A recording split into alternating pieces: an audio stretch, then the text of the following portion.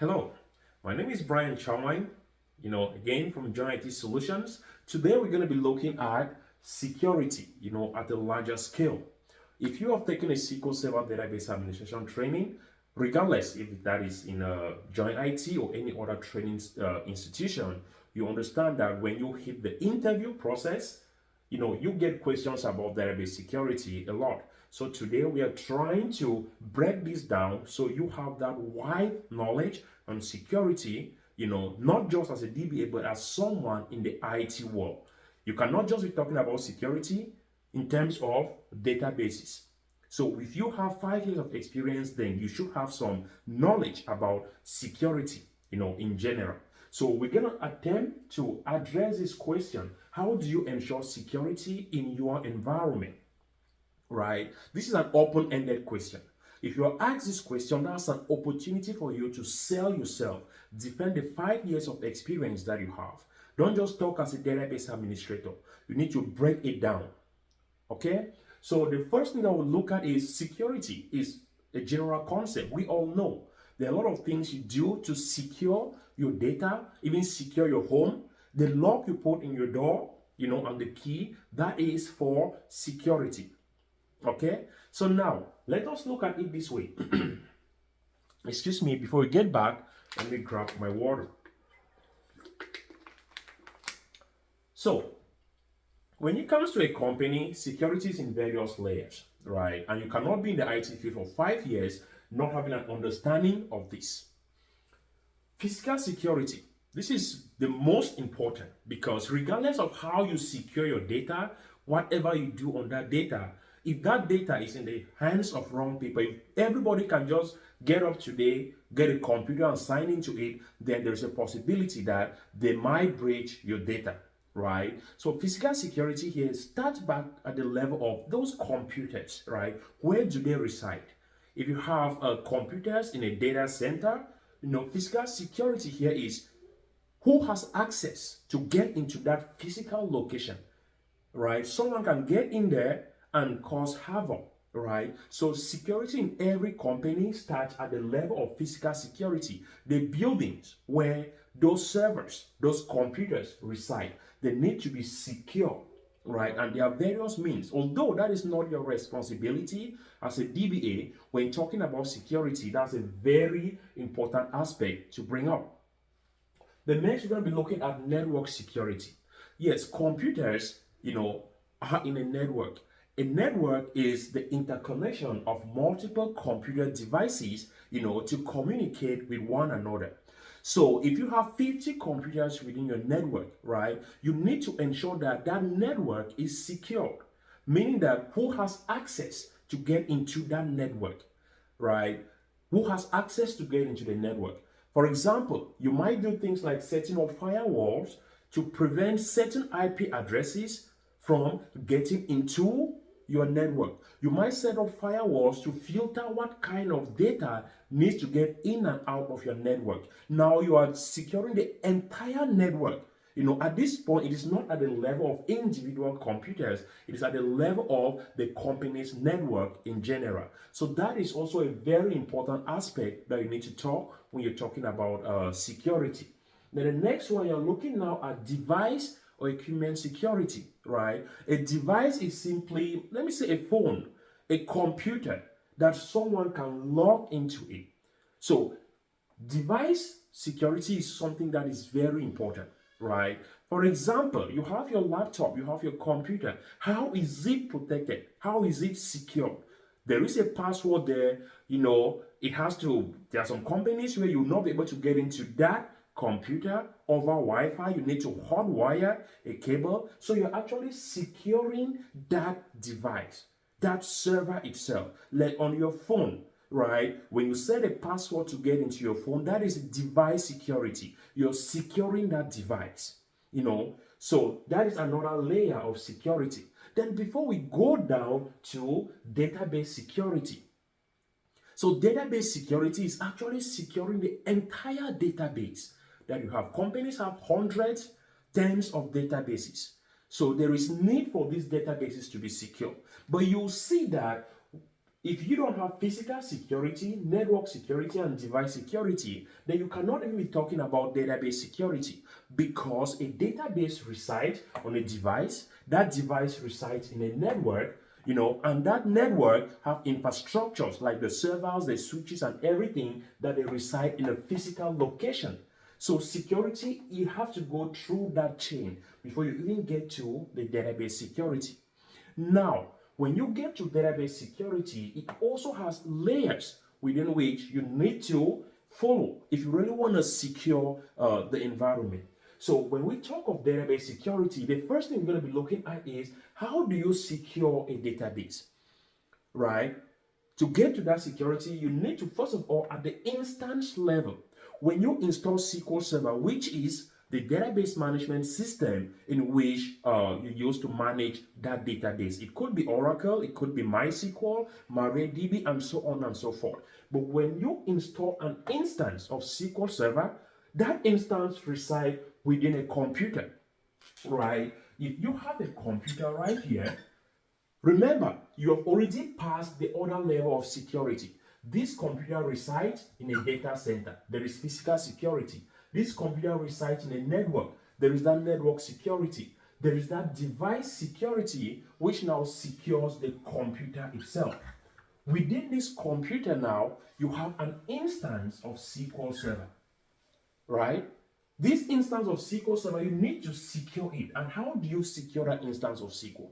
Within this instance of SQL Server, there are two ways in which someone can get into that instance: using Windows authentication or SQL Server authentication to get into this instance of SQL. Now, when someone is able to get here into that instance of SQL, what do you need to do, right? The first thing is you need to create a login for that person on this instance. If I log into this computer, even if I breach every other thing and I'm able to log into this computer, now, do I gain access to that instance of SQL Server? That is a question. If there is a login created here that requires a password, then even if you get into this computer, you will not be able to get into SQL Server instance if you don't have a login created. So that is instant level security. At the level of the instance, when you have a login, which is just like permission that you give to someone, you can define what level of access that login is going to have on this instance. Does that login that you have created here, should it have sysadmin permissions, right? Which means it is the super permission on that instance. It can delete things within this instance, do anything if someone has that level of permission on that instance. So once you go through your instance level security, you create the login, you define what level of permission this login has on the instance, right? So that is instant level security. Now the question to you is, what are the server roles that you have under an instance? You have sysadmin, have backup admin, a lot of them, right? So you need to know what group you need to create a login and what level of permission that login should have on the instance. That's the first thing. Now, the second thing that you want to look at is database level security. Within this instance of SQL Server, right, there is a database in here. If someone gets through the Windows computer, gets to the instance of SQL Server, you can manage the permission that this person has at the database level, right? Which means that you have created a login here. Depending on the level of permission that login has on the instance, you can say on this database, this is the only permission that you have. So that now is database level security. I can decide that someone will have only read permission. You can only read on this database. You can be a database owner, right? You can read and write. You can be a DDL admin to be able to create objects within this database.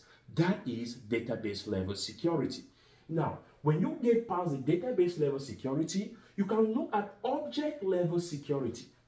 An object in SQL Server, such as a table, such as a schema, such as a view, such as a store procedure, you can assign permission to people, securing the database by giving basic level of permission on those individual objects, right? So that is object level security.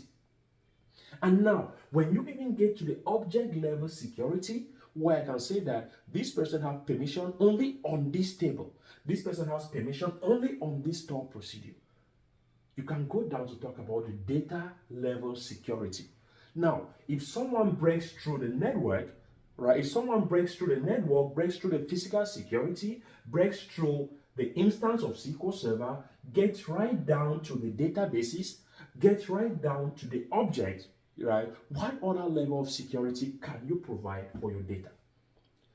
In SQL Server, when you talk of data level security, you're looking at things like securing data that is at rest or data that is in flight, right? Data in flight simply means data is leaving your on-prem to Azure, or someone logs into the website and is making a transaction. That data travels over the network to get to your database. That is data in flight.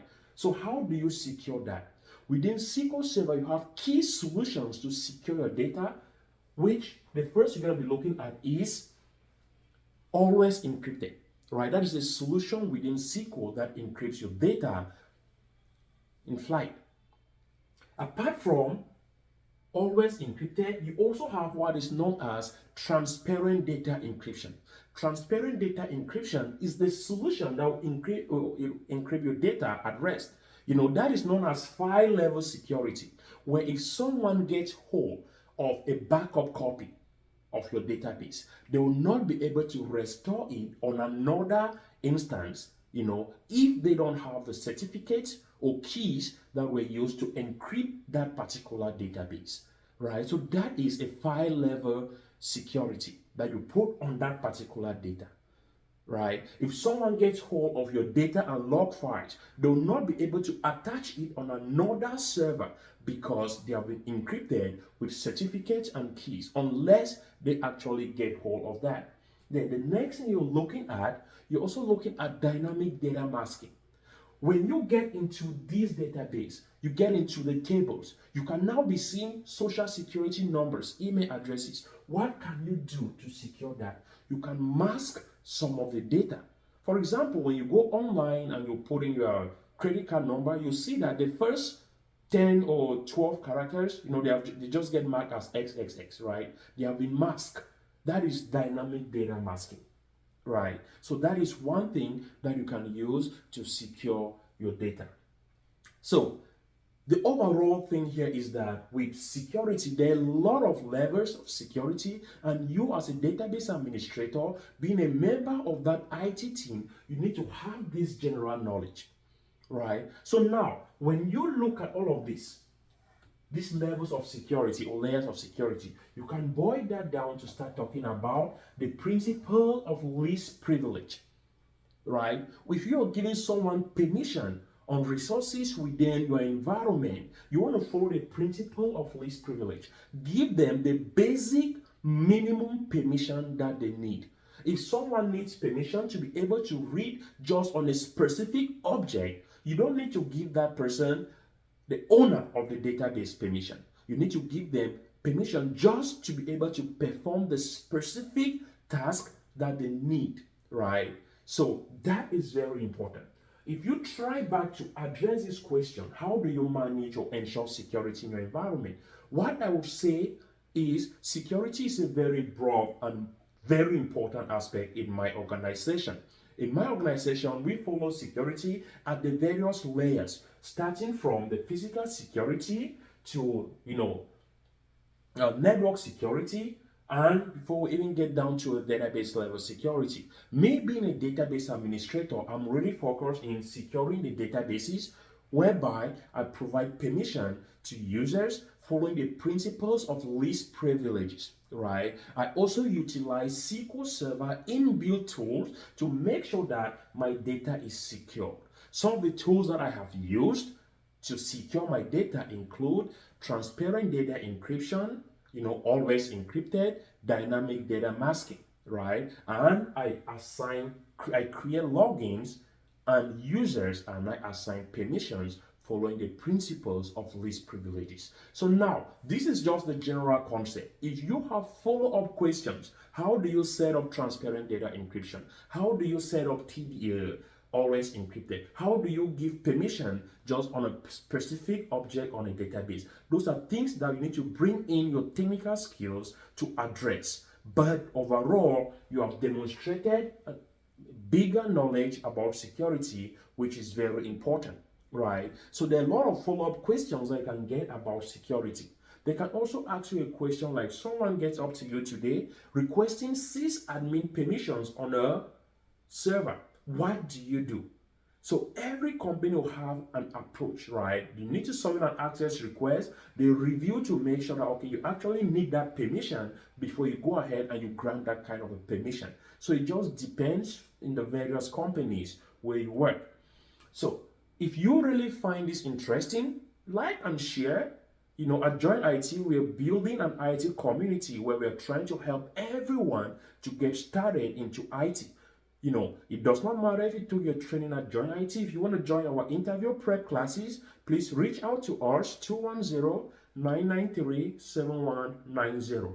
And just to inform you, our next SQL Server Database Administration training is starting August 27, 2022. We'll have a new student orientation starting from 11 a.m. Central Standard Time. So guys, thank you. If you enjoyed this, preach the word out there, talk about JoinIT, refer your friends. Our training is hands-on.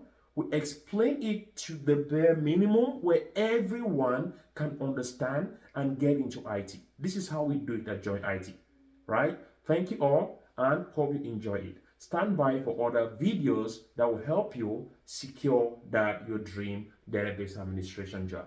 Thank you. You have a great one.